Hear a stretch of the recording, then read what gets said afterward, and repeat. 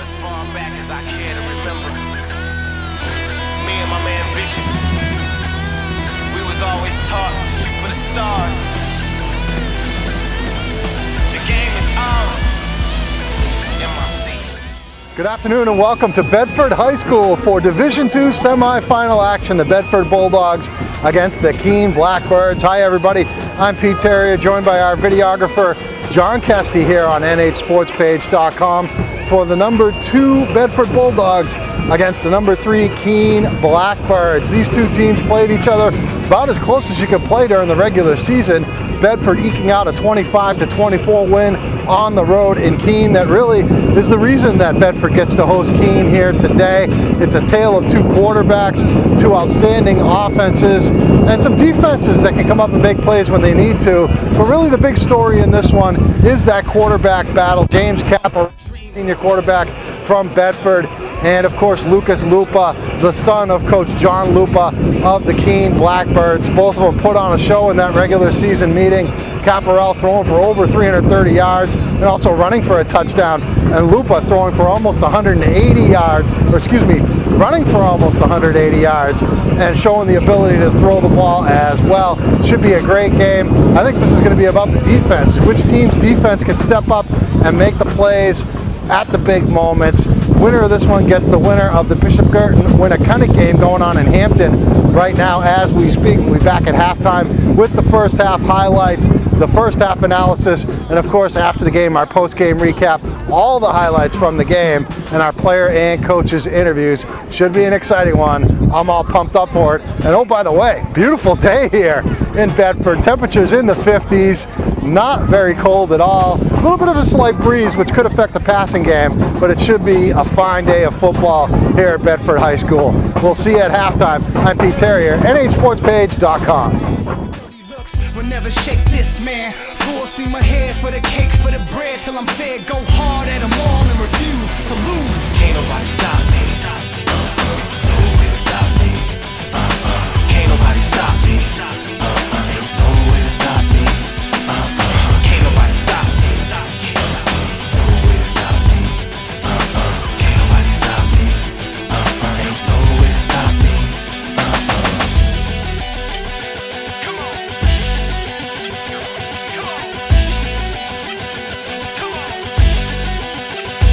Long as the check stay ill and the record stay real, I'ma definitely never see our second place fill. The league, the teams, fatigue, breathe, believe in the song.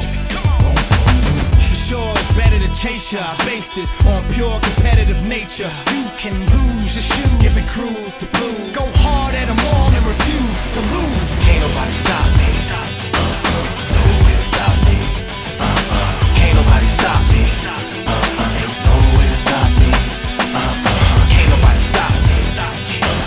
No way to stop me. Can't nobody stop me. Ain't no way to stop me. From as far back as I care to remember, me and my man Vicious, we was always taught to shoot for the stars. The game is ours. MIC. Can't nobody stop me. No way to stop me. Can't nobody stop me. Ain't no way to stop me. Can't nobody stop me. It is halftime during our Bedford Dental Care game of the week, and Keene is up on top of Bedford at the break by a score of 7-0. It was a 1-yard touchdown run by Alex Parento.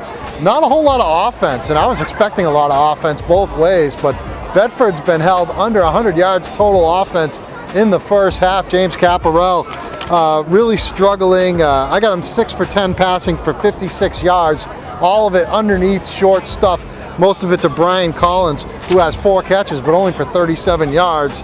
On the ground, Bedford's been moving it a little bit. Dylan York has 48 yards rushing on 11 carries, but as I said, they're not really able to sustain any drives whatsoever. Keene, on the other hand, it's not like they're running it up and down the field on Bedford, but they have been opportunistic. They've had some big plays.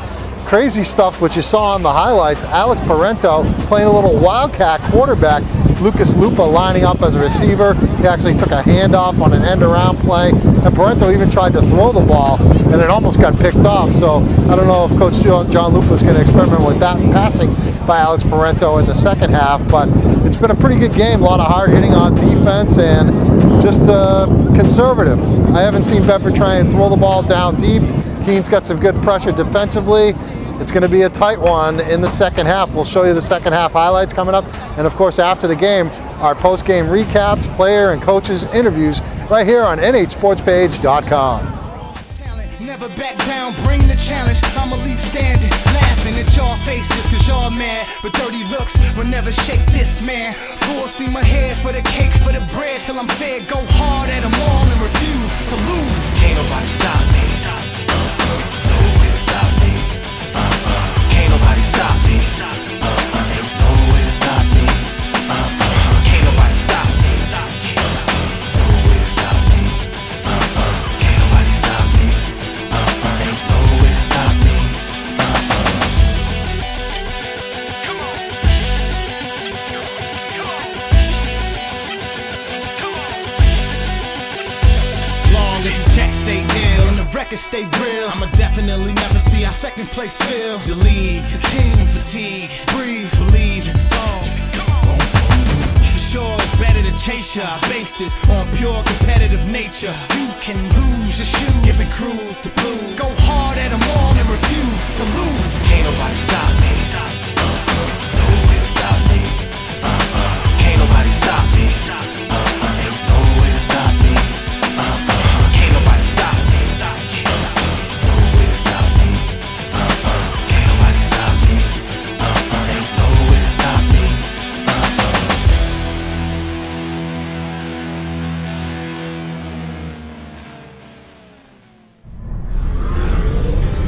Watching for is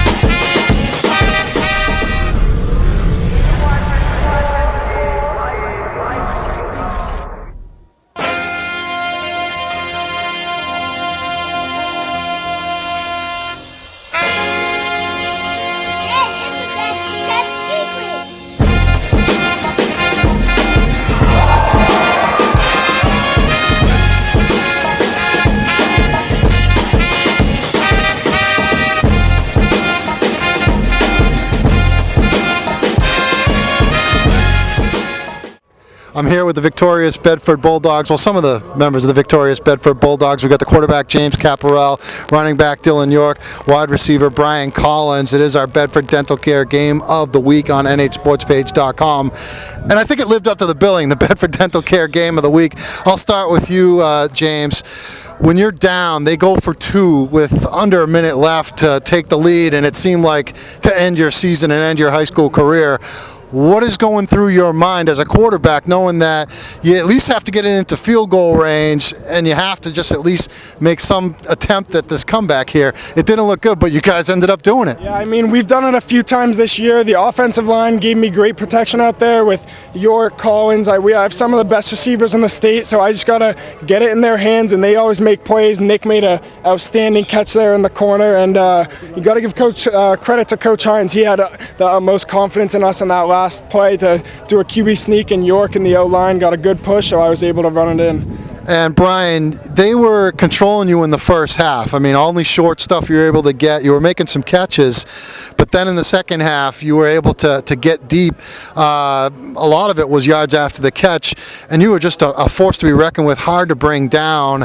When you're out there and you're seeing yourself with a little attempt to break away and get it into the end zone, what's going through your mind in that situation? Is it just, hey, I can beat this other guy? Just keep running my feet, just keep high knees and just drive to the end zone and, trying to throw guys off, but really just keep running my feet. Try to get there. Speaking of running your feet, Dylan York, you guys are known as a passing team. You don't rely on a lot of running of the football. You mix it in from time to time, but it seemed like that was a focus of this game, that you guys were going to try and run the football. At one point, you guys were actually had more running plays than you did passing plays, which is a little bit of different than what we're used to. How did you kind of take on that responsibility heading into that game, knowing that you were going to need to run the football against Keene? I mean, it's senior year. It means so much to every player on the team, and we just wanted to we just need to get that win. And driving my feet, like Brian says, Coach wanted me to drive my feet and just run fast through a hole, and that's what I was doing the whole time. I was hoping you guys could comment on Keene. I mean, you guys played them twice this year, and it was down to the wire both times. That's a pretty competitive football team. You got to give those guys a lot of credit. Definitely. They got a bunch of great athletes, Luopa, Parento, just to name a few great athletes. They fight. They're a great team, good heart. They always fight to the end, just like that touchdown at the with about a minute left. They're just great athletes, and they fight. Who wants to take this one? I'll let you guys volunteer. We really don't know who you're going to play at this point. It looks like Winnicott is up on Bishop Girton. It was a tougher game than I expected out of BG today for Winnicott. But do you guys want to play Winnicott because they beat you here when it was still about 90 degrees weather-wise? Oh yeah, we definitely want revenge on Winnicott. They're a great team, and obviously they're number one seed in D2, and we want to be the best, so you beat the best. So that's what we want to do. Well, if you guys were to play BG, you would have home. So you'd rather go to Hampton than play a home game against BG? Either way, it's a championship game, and we'll be ready for whoever wins that game. You guys have anything that can top this game? Because this was incredible. I'm still shocked. Senior year championship. It's going to be a good one no matter who it is. Yeah, all right. Thanks, guys. James Caparel, Dylan York, Brian Collins, Pete Terrier with nhsportspage.com. Thanks, guys. Bedford head coach. Looks like this game is costing you some hairs on the top of your head, huh? I wish I'd save some money on razors. It came down to the wire just like it did in the regular season. I couldn't be prouder of our guys. When you see those guys lining up and going for two in that situation, I mean, that took a lot of guts on Coach Lupa's part to even attempt that. Now, I know they haven't had the best kicking situation, but to do it and then get it, you normally would think that would be very deflating to the other team who goes down with 50 seconds left, but you guys didn't give up. No, we talked about since day one about being relentless and playing from the first snap till the echo of the whistle. And you could see as some of the guys were coming off, just that. As a coach, I tend to be very emotional, and I realize my emotions when we're doing well can be great, but if I don't keep that same upbeat attitude when we're not doing well and we're ever back against the wall, then that's going to spread like a cancer. So I had to make sure, hey, listen, it's not over till the echo of the whistle. And these guys, I couldn't be prouder of them. We were just talking to Brian Collins, James Caparel, and Dylan York, and we talked with Dylan. I had him for 90 yards rushing, ran the ball almost 20 times in the game. That I would have guessed that's his season high for carries in a game. I'm not sure, but the balance between run pass was there for you guys. Was that the game plan going in against these guys? It was, and I'm not sure if you were here from the very beginning, but we wanted to do something we did today that we had never done it all season, and that was run the ball. So we came out and ran 2 dive plays right at the gut, got a total of 9 yards, just to prove to our offensive line that we believe in them. Everyone's talking about the skill guys, and they are amazing. But with a really young offensive line, we need to establish the run and have that balance. There was one kid who I thought made 2 tremendous plays in this game. Nick Valis, a great pass by Caparell, leading him in the end zone, diving catch, and then that one that got it down to the 1-yard line with half a second left. You're probably lucky this is high school football and there's no instant replay, because that one might have been overturned. I'm not sure. It was across your sideline too, so you probably didn't get a great look at it. But can you talk about those 2 plays that Nick Valis made? Yeah, tremendous plays, and he is a playmaker. I mean, Brian Collins, Nick, Mikey. I mean, there's so many of them that we just get the ball in their hands and give them a chance, and they're going to come down with the football and make the play. He's done that all season, and we just need him to do it for one more game this year. Well, speaking of that one more game, I'm going to try and find out who that one more game is going to be against right now. Last we knew, Winnicott was leading by 9 with about 3 minutes left to go. Yeah. We will hit refresh on Twitter, and we'll see what is going down if we can get any update. It says not over yet, according to Tom King at Telegraph_Tom K. He says BG has a 12-yard touchdown catch that makes it 28-26 with 3:21 left. So as of right now, when we're recording this, we have no clue who you guys are going to be playing. I was just asking the guys, and they said that they wanted Winnicott because of what they did. They beat you here on this field, and you can't fault them for that. But if BG wins, you guys play here, so it's kind of a conundrum. It truly is. Bottom line is we'll wait the next 30 seconds, find out who we're playing, and we'll get back to watching film tonight and with the team Monday. But we got another week, so it's a blessing. All right, Coach Kurt Hines, thank you very much, and congratulations. We'll see you next week. Appreciate it. Thank you. All right, here with head coach John Lupa of the Keene Blackbirds. A crushing loss, obviously. You've been coaching for a long time. Have you ever been involved with a game like this? Because I certainly haven't witnessed one personally. I have. We've been in a few of them, but this was a good football game. When you made the decision to go for 2 and what it looked like was the win, I mean, was there ever any question in your mind? There was a timeout called. I know a lot of people said that took a lot of guts, including myself. You guys pulled it off, but did you really think that you had it there? Because I think everybody here in the stadium did. Yeah, I knew we had it. We just called the timeout to see what formation they were in. What do you think down the stretch when they're driving the field? You know Caparell is dangerous. You know that's a dangerous football team. What's going through your head at that point in time? I think we have the win. We have an interception that our 2 guys bump into each other, and it's unfortunate for us. And then they have a completion. It looked like the same as ours at the end of the half, and theirs is completed. I guess the last one is, how do you guys recover as a team? I mean, there's a lot of upset kids. You're obviously upset. There's a lot of upset fans here. It's just a terrible way to end a season. How do you kind of move on from this as a coach and a dad? You take one day at a time, and we've got a lot of juniors and some sophomores. I mean, we only start 4 seniors, so just have to move on, go forward. All right, Coach, we appreciate the time. Thanks so much. Thanks. 20-15, the final. Bedford survives Keene. Miraculous come from behind win for the Bulldogs. They're moving on to the Division II championship game this Saturday, or this coming Saturday, I should say, against a yet TBD opponent. That means to be determined. Maybe we'll get it by the end of my recap here. It's just a shame. You just mentioned it, John Castier, our cameraman here, that it's a shame that somebody had to lose the game. And I really feel bad for Keene. What a hard-fought football game by both teams. A tremendous game. I've been following football for about 30-something years, and I've never been at a game this exciting all my life. So, hell of a football game. The final score, as I said, 20-15. Bedford wins it. You just saw the highlights, and what you saw was an incredible 2-minute drive for Keene to go 73 yards for the go-ahead score.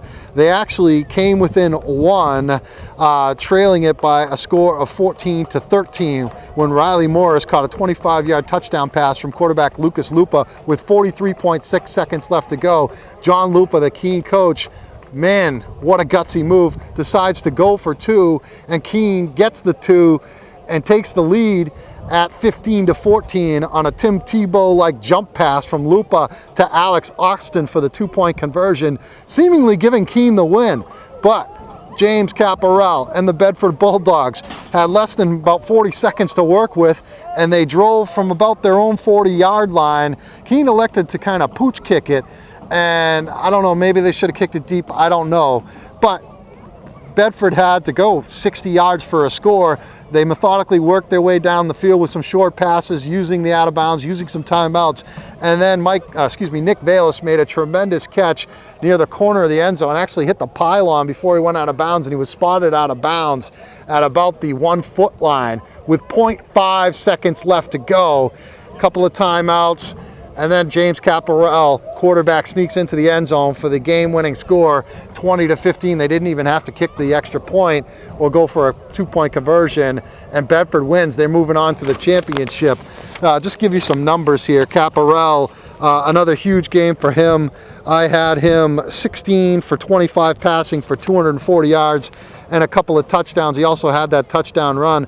Brian Collins, 7 catches, 145 yards. Really had 2 huge plays, had a 50-yard reception and then a 53-yard reception. And after that 50-yard reception, he actually had a penalty called against Keene. It was a personal foul penalty, which put Bedford in position for a Nick Valis touchdown pass. You saw that tremendous diving catch in the end zone where Caparel just led him with the play. Dylan York, as I mentioned, had 90 yards rushing on 20 attempts, his season high of carries in the game. For Keene, valiant effort. Alex Parento had a big game rushing the ball, 68 yards on 16 carries. Also caught 41 yards worth of passes from Lucas Lupa. Lupa finished 13 of 18 on the day for 163 yards and that outstanding 2-point conversion. What a ball game. We've just learned it is official. Winnacunnet and Bedford will play on Saturday for the championship in Division II. A rematch of a game from the second week of the season, the first week of the Division II season, and Bedford's first Division II game ever. And Winnacunnet won that game 13-6. So the guys, Caparel, Dylan York, Ryan Collins, get their wish. They wanted to play Winnacunnet. They want a little revenge. They get that. They'll take the drive out on 101 east to Hampton on Saturday for the Division II championship game. Winnacunnet against Bedford on Saturday.